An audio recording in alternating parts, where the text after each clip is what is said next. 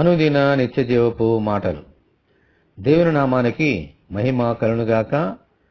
దేవుని వాక్యాన్ని చదువుకుందాము.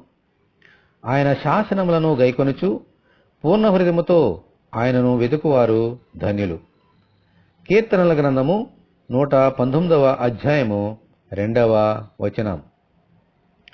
యెహోవా తమకు దేవుడుగా గల జనులు ధన్యులు అని దేవుని వాక్యము సెలవిస్తోంది.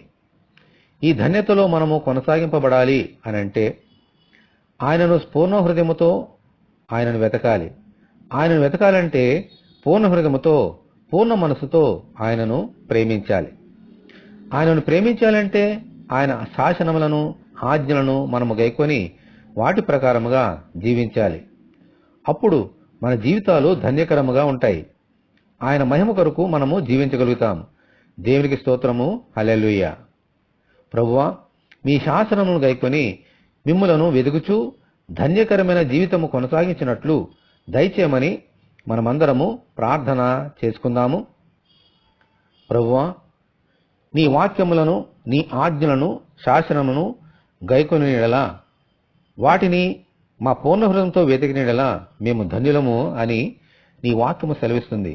కాబట్టి మా జీవితకాలమంతా మీ శాసనమును గైకొని మిమ్మల్నే వెదుగుచూ ఈ ధన్యకరమైన జీవితము కొనసాగించినట్లుగా నీ కృప మాకు దయచేయండి.